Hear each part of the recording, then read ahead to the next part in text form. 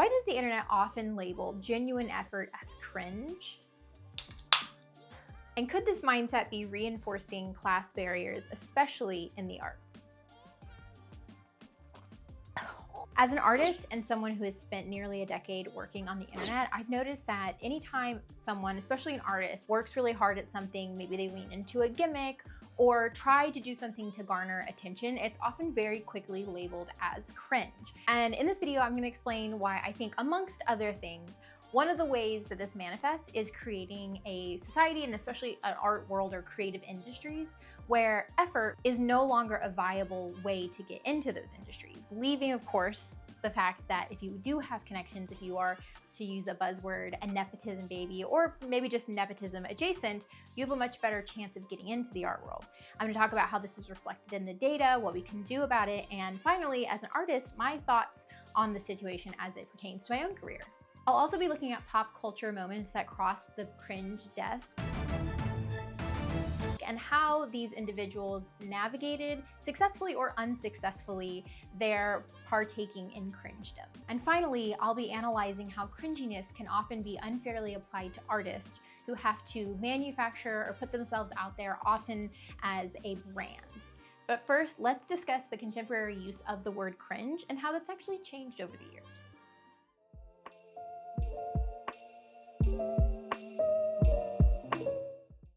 And while cringe feels like something that's been around forever, and certainly in internet years it kind of has, I was looking at Google search analytics and I found that cringe really took off in popularity starting about 2016.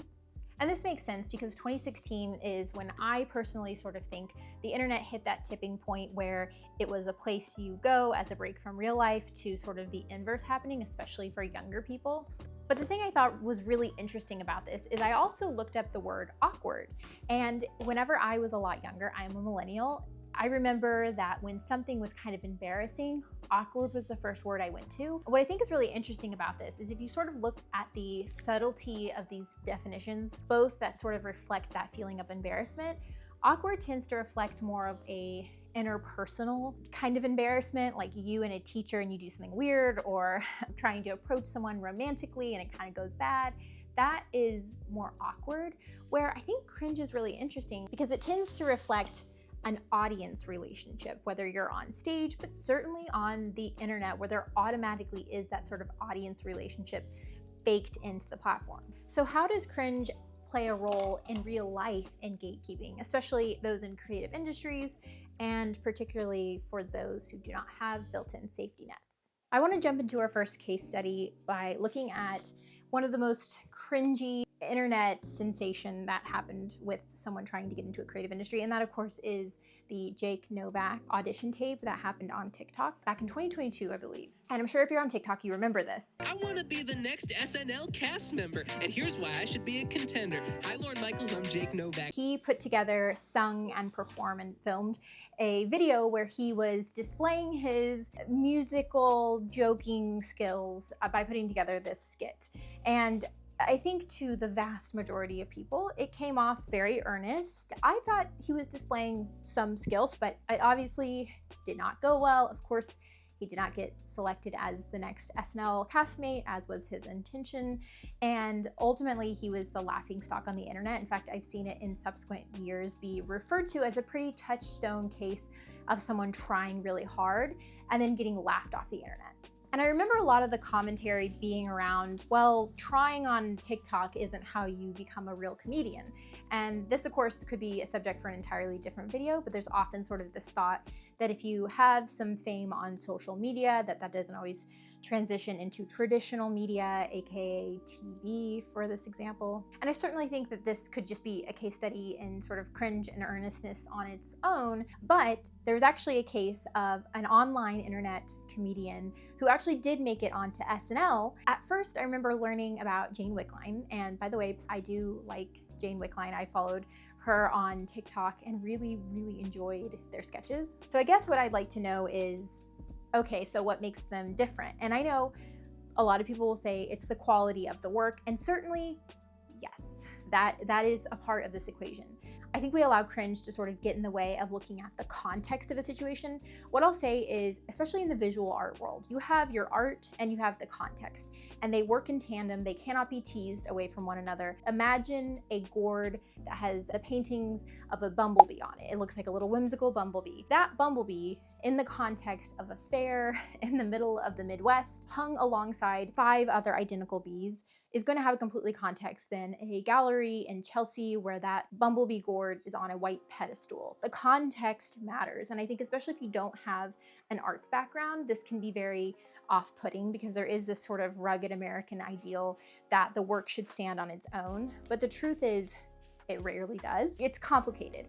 When you have cringe as part of the equation, a lot of times you strip away a certain amount of context that someone might otherwise have. Okay, but back to Jane Wickline. So again, this is not a condemnation on her. In fact, a reason why this hasn't been a rallied around point in the conversation around nepotism is that she definitely has skill, but it's important to note that her mom used to be an assistant to Lorne Michaels, of course, the creator of SNL, and her dad is a comedy writer in his own right, working for shows like The Late Night Show with David Letterman. And I will say it's always hard to exactly extrapolate out what that connection is. I think sometimes there's an assumption that nepotism means that you just open a door and you walk in and Lorne Michaels is right there, and without any skill, you sort of are ingratiated into this world. And of course, that's not the case. To be in these rooms, you often already have to be talented and good at your job. And often it's just that it's a foot in a door. It's not necessarily a key to a career. It's an opportunity to prove your skill that, again, in this case with Jane Wickline, she definitely has. It's not necessarily all down to one person's talent or the other. But here's the takeaway of this particular case study, if you will. And again, I want to emphasize the fact that, to my personal opinion, one of these people displayed a lot more talent than the other, but I don't think it's incidental that one person had connections. And despite the fact that they used social media as a platform, which whenever there were, of course, the obligatory think pieces around the Jake Novak piece about him being cringy, a lot of the commentary was he went the wrong route. He shouldn't have gone through social media. I think we have to keep our eyes on just that, the context. In one case, someone shot their shot. But I think it's the extremeness of the outcomes, the extremeness of what taking a risk can look like, and the fact that taking a risk when you don't have connections is sometimes your only option. Do I think that awareness of how cringe can often reinforce class stereotypes means that this should have had a different outcome per se? No. Again, what I'm trying to say here is that it's the extent of the backlash and just how extreme the spectrum from success and you figured it out and you did it right and your hard work and talent and connections got you to the right spot versus the risk of trying and failing is so extreme that I understand why most young people on the internet are getting to a point where they're scared to take risks, especially creatively. So cringe can be detrimental if you aren't as talented. But what if cringe can still follow you and affect your career, even if you are talented and successful? Jump back to 2020 and Sydney Sweeney, who is a star of the hit show Euphoria, she was part of White Lotus. It seemed as though she was kind of the darling of Hollywood. Cut to an article that came out where she was quoted as saying that she couldn't take 6 months off in Hollywood. I know, the judgment came for her swift, and I think the takeaway was that she was just really entitled and out of touch because who amongst us can afford to take 6 months off? Most of us have to work multiple jobs to pay for our basic needs. Unfortunately, that's incredibly common, especially in the United States. But here's the thing about class. Class is really hard to talk about. First and foremost, because it revolves around money, and that is a cultural taboo. It's unkind, it's rude, and unlike in other cultures where it's not completely out of the normal for someone to ask what your salary is, in the United States, while we have a culture that's really anchored to sort of signaling our wealth, asking someone how much they make, and certainly figuring out where people lay in the class pecking order is incredibly taboo. That being said, the United States definitely has a class system, and the thing that's really tricky about Sydney Sweeney in particular is while, yeah, compared to what 90% of us makes more money even at that time, even in 2022, than a lot of us, and certainly that's true. But you have to remember that class also has to do with how you function in relationship to other people. But for context, I grew up below the poverty line in the Ozarks. Even still, I know how much of a privilege it was to have steady income, even if it was poverty rates, because we were able to qualify for food stamps and housing assistance. And so even I, with that fact, struggle to talk about class because I know there are so many people who are so much worse off. Between class being wound up in money and between the fact that there's always someone poorer and richer than you, it makes it sticky. But I think the point that Sydney Sweeney was making is compared to her peers who were able to take time off, even just for the sheer nature of rest between big acting jobs that are a huge commitment. But I would say more so than even just the material limitations of class. And in this case, Sydney Sweeney not getting to rest and recover adequately, or at least on par with her peers. The real thing is that she had to continue to expose her face, and yes, even her brand, which is very much wrapped up in her identity, in between these bigger productions. And again, this is very like World Smiles Violin. If you're watching this on a lunch break, smoking a cigarette with a sick family member, and you're getting paid minimum wage, like, use this, just fast forward through this part because, again, it's not gonna read well. But what I will say is that the ability to sort of pull back from having yourself in the public eye, especially as a woman and a young woman who can sometimes struggle if they're overexposed, aka misogyny often manifests as like, I'm just sick of seeing her face kind of energy. She really is putting herself out there at a risk in order to maintain some parity financially with her peers, aka she's having to do ads for men's shoes. And again, at the end of the day, she's probably getting paid an enormous amount, more than most of us make in a year for one shoot, and I understand that. However, I know from my own career that having to take on brand deals sort of tarnishes or takes away from your brand to some extent. Now, I'm not saying that this is inherently right or inherently wrong, but I grew up with Gen Xers. And again, I don't want to overgeneralize, maybe this is just unique to my parents, but there is this idea that if you aren't sort of living and dying and starving by your art and only doing things that are true and noble pursuits, that you're kind of a sellout, and maybe it puts you out of contention for sort of the real Oscar roles. And of course, I'm thinking too much into this because in the years since, Sydney Sweeney's star has only ever continued to rise. Let's get back to earnestness, because that is at its core the main thing I'm trying to get at here. And one thing I've often thought of is that not everyone can afford to be cool. Now, I know it's very not cute to say that certain good qualities are maybe exclusive to class. Again, getting back to the whole class is taboo to talk about. And also, believe me, like, I grew up loving Dolly Parton's Coat of Many Colors, and my favorite phrase from the whole song was, I knew that I wasn't poor because I didn't identify as poor, and if people didn't like me, it's their problem. And believe me, 90% of how I live my life is revolved around that idea. I've had to form that kind of an exterior and shell and core belief in order to survive, and especially in the creative industries.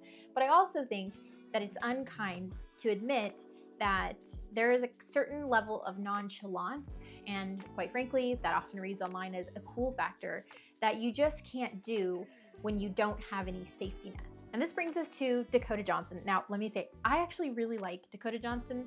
I feel like her Architectural Digest, the Limes, the Ellen DeGeneres of it all, like, she has a very cool, likable personality that has probably nothing to do with her economic status, totally. But I remember it caught my eye during the Madam Web premiere. Madam Web is one of those big Marvel movies that we know that actors do, you know, probably because they love those movies and it's a job, and don't get me wrong, but there is always sort of this undercurrent that you took this job because it pays really well. Oftentimes these franchises are really safe bets because there is a certain amount of intellectual property that's proven itself as marketable to a wide audience. And so the movies that pay the most are the movies that have the least amount of risk, right? If there's a theme I'm wanting to emerge, it's that when it comes to creative jobs, and I would suppose all jobs to some extent, risk is a not minor factor in all of these choices. But on the press circuit, Dakota Johnson was sort of not playing along, and the rest of the castmates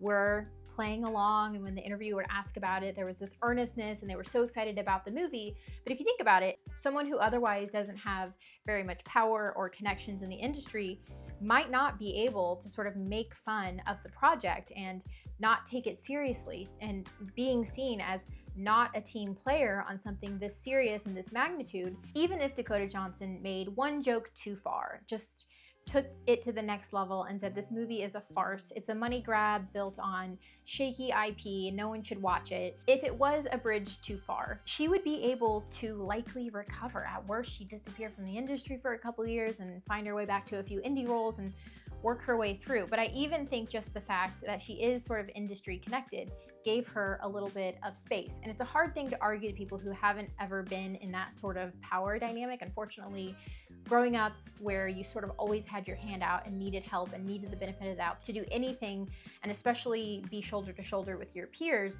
you know that these power dynamics, which can seem very superficial and like, oh, you're reading too into it, can actually be sort of make or break for a lot of people. And the last thing I'll say about the film industry, because I bring it up not only because actors are sort of held up visually as purveyors of culture, they're covered by tabloids, they're covered by social media, and so their influence not only I think is a little bit more felt, but these examples feel more tangible to us.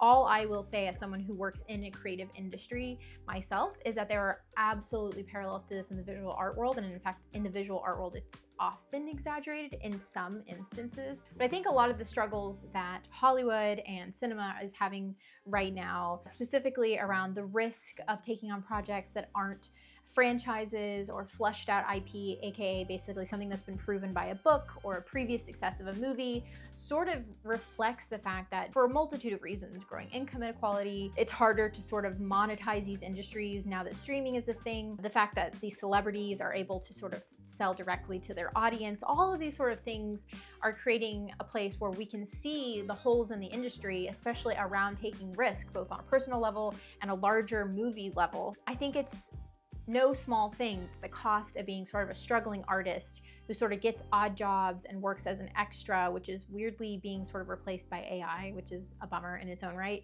But you know, all of these jobs that are sort of traditionally on-ramps have a lot less pathway into the art world. Basically, it's harder and harder to make it as an artist. In fact, there's a study from the UK about the arts in general, so think movies and music and fine art and visual art, where back in the 1970s, about 40% of people working in the arts were from working class background. To now, there's only 11% of any creative industry in the UK that basically comes from working class. So we can see through numbers that there is a narrowing off of people who are from working classes and certainly poverty, I would assume, who make it into these industries. And I think that's largely reflected anecdotally in the fact that we have so many nepotism babies. And I always think nepotism baby is a little bit of not the best way to describe it. It just happens to be a form of classism where you can grow up in a family in Michigan who has no ties to the industry, and maybe you're the richest person in your town, but because you don't have those industry connections, you're at a class disadvantage. It all gets very murky. But what I will say is that the key here is that whenever there's a higher and ever more increasing amount of risks, from cost of living to risk of making movies to the risk of appearing uncool and tarnishing your brand, if you have connections, it's going to help you. And if you don't, it's going to hurt you. And part of why I was so compelled to make this video is because I think in a lot of ways I really benefited from being sort of right on Instagram when millennials sort of still had the pulse on culture. And it was before that sort of switch to where Gen Z became the dominant group that we were marketing to. And the nice thing about it was I started my social media in 2016. You know, there were people doing businesses on there, but it was very minor. It still was more social than media for social media. And I started my account with a daily painting challenge, January 1st, 2016. And the way I thought of social media was it was like an online sketchbook or diary. And I even started with like prompt lists, which was just like an accountability tool. I had gone to school for art. I majored in both graphic design and fine art with a specialty in painting. But social media was, specifically Instagram, I'll say, was kind of a space where you could treat it like a sketchbook. It was very low stakes. Everyone was kind of trying. We were still kind of in the midst of girl boss hustle culture, which has its own uniquely toxic attributes to it. But one of the things that millennials did, for good or bad, was that we made trying not as cringy for a while. Obviously, there's never been a time when you could publicly mess up and fail, and it wasn't sort of a moment where the culture could make fun of you. I think that's pretty baked into our culture, unfortunately. But as opposed to Gen X, which are my parents, I was raised by Gen X, where there was a generalized tendency to think trying was cool. Millennials, I think, largely realized, like, long gone are the days where you could sort of everyone live in an apartment and pay $50 and, you know, have a really casual way of life where you could be pure with your art. Like, because that had largely evaporated, if you were from the middle class, blue collar backgrounds, you had to finance your own time. And that's sort of how I think about my first few years with social media, is that I couldn't afford to do art unless it to some degree paid for itself, even if it was just the materials. And luckily for me, monetizing my work was something that people were doing and writing blogs about. And everyone was sharing sort of this information online. And if you said, hey, would you like to buy my work on my Etsy? There wasn't as much trepidation. And again, I don't think this is all due to generational trends per se. I think a lot of it is the evolution of the internet. And I think Gen Z is, I think, in a lot of ways, rightly responding to this millennial compulsion to make everything sort of monetizable. But the pushback I would give to that is, when you are living in an age of growing income inequality, I think we have to acknowledge that there's a certain amount of utility to that act.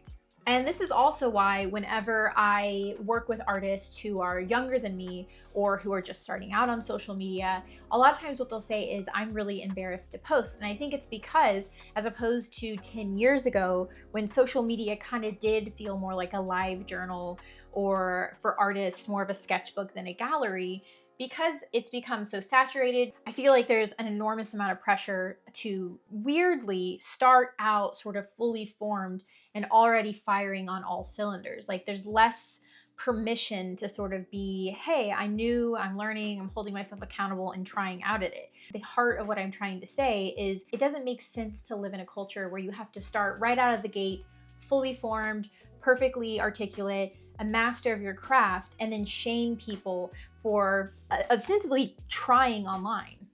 I often think about, like, where are people allowed to try privately? What does that look like?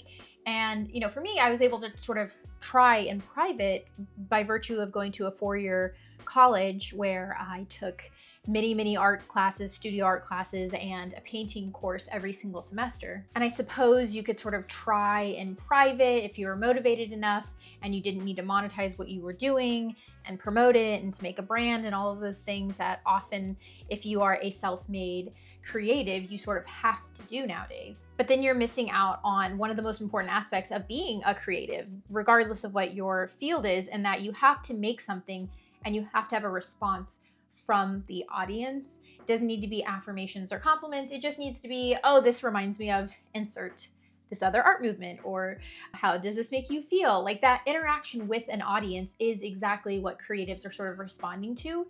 It's really hard to make art in a vacuum. And even in college, like, we had guests come over and would critique our work. Like, it's having the exposure and conversation with the audience. That's why in so many ways, I think art, and maybe specifically visual art, does so well on social media, is because you sort of for free get access to that. But this contract, this sort of give and take that happens when an artist sort of makes something and presents it to an audience, breaks down when we make effort and trying something that is a negative in so many ways. Don't get me wrong, cringe or secondhand embarrassment has evolutionary benefits. This is also called vicarious embarrassment, and it's actually a byproduct of empathy, which is arguably one of the most important traits that we carry as a species. In fact, there's a really good book called Survival of the Friendliest, which argues that the thing that sort of puts us at an evolutionary advantage is our ability to collaborate and to empathize with each other. You know, obviously we're not creatures with like big claws or, you know, canine teeth. We're not particularly fast or strong. And it's really our ability to collaborate, which is directly tied to empathy, that has given us any kind of advantage as a species. It's absolutely our strength.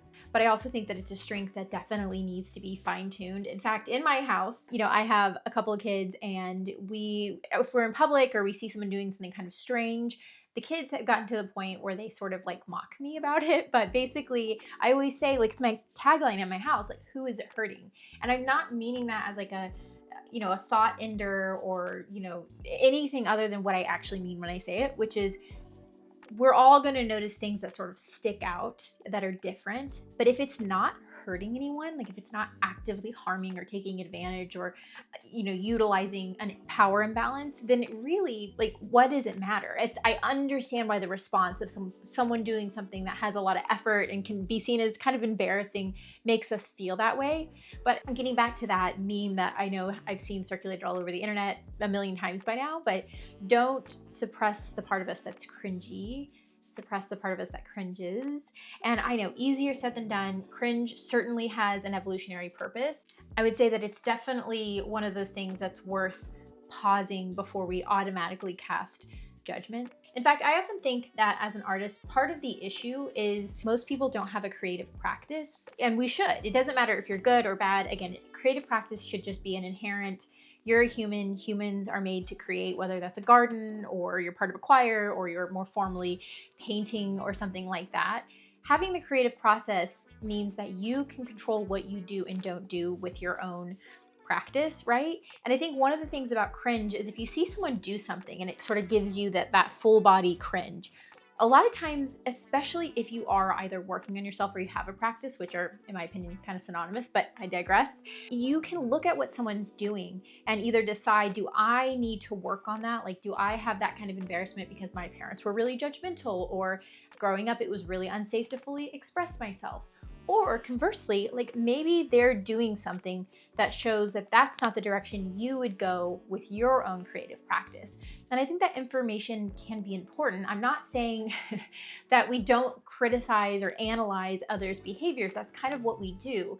But I would say that this immediate leap from that feels cringy to I'm going to make fun of you and troll you on the internet and make sure you don't have a career, I think it's weird. I think it's kind of cop behavior. And I think it's taking what could be kind of a strength of our culture, which is to look at other people and sort of allow it to be a mirror on our own values and interests and things that we're experiencing. But when we turn it into something where we sort of police other people, I think that's what I'm trying to get at, is we can have cringe, but we can also have nuance around what that means and how we enforce those norms. And the last thing I'll say about cringe in our relationship to sort of the communities that we exist in this video, I'm pulling a comparison with class because having sort of the financial buffer to experiment and play and try and when and how we apply effort is the lens at which I'm looking at this conversation. But I would be remiss to not include things like neurodiversity, which is often a point at which cringe comes into contact with our culture. There's a diversity of way people think. And I think that's great. Again, as a creative person,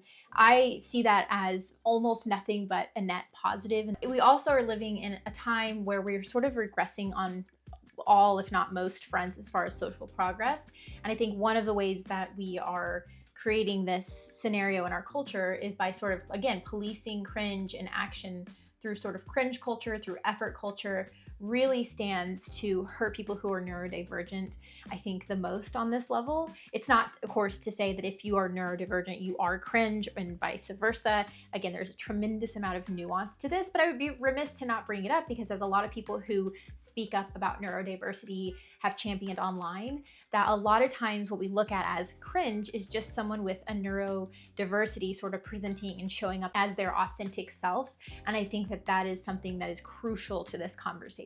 And on that same token, I also think that the more you vary from the hegemonic cultural standard, which does tend to sort of consolidate around sort of waspy aesthetics and goals and ideologies and behaviors, again, getting back to class, because that's the lens at which I'm looking at life through, not that it's empirical or the most important, it's just my own particular worldview that I'm telling this story through.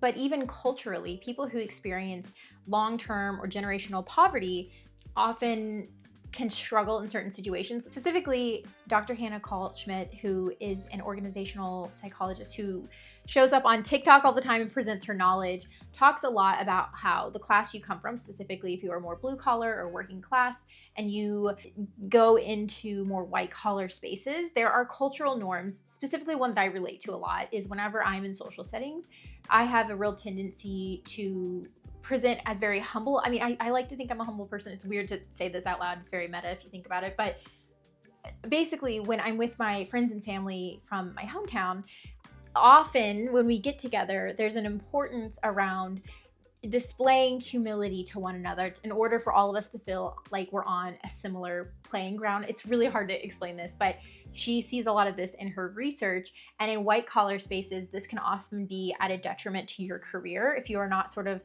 playing this game with soft skills where you're sort of a little bit promoting yourself while also prioritizing cohesion. There's just differences that can show up, and that is a byproduct simply of class. Now, obviously, if we take a couple steps back, this can happen along gender lines. Of course, we couldn't talk about this without bringing up how race often has different cultures, whether you are, first generation immigrant from another country, or you are a Black American or an Indigenous American. I'm speaking specifically to America because that's where I am.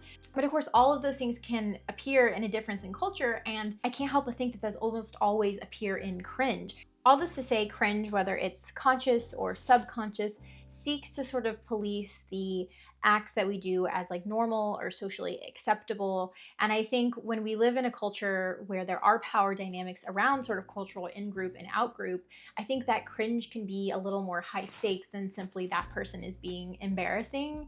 And I think making sure that we sort of acknowledge that there's a spectrum of neurodiversity as well as a spectrum of cultures and backstories and ways of presenting that might also politically charge a lot of the conversation around cringe.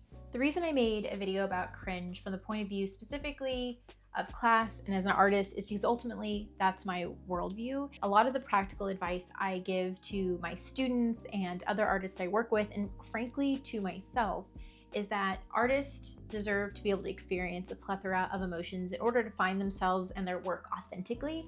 And I do believe that cringe, again, if it's not hurting anyone, should be one of those emotions. And in fact, when you're pushing the edge or the frontier of what is acceptable and normal, which is often the work that artists do, you're going to be toeing into cringe. You might push too far and then reel back in. In addition to this, creative careers often require you to put yourself out there and find new audiences. Not everyone's going to resonate with your work.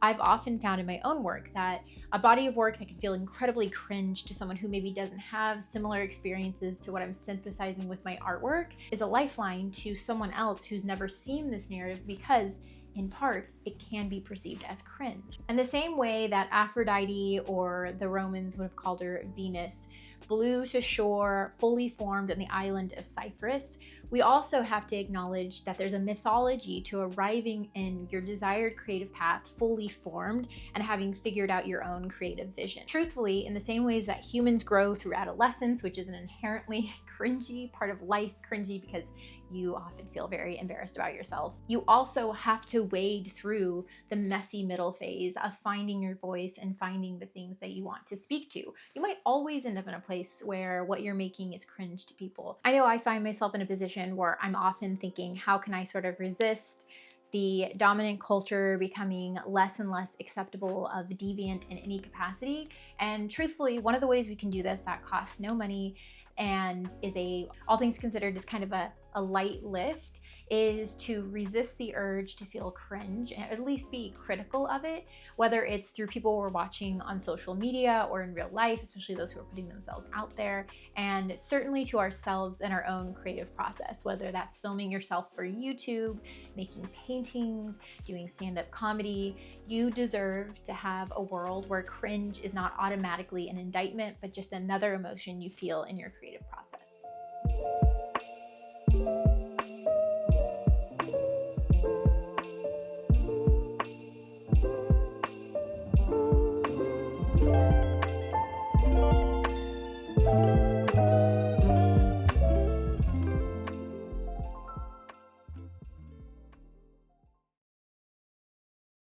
Oh, that tastes so bad. Oh, it's like a Flintstone vitamin. Oh, it's so gross.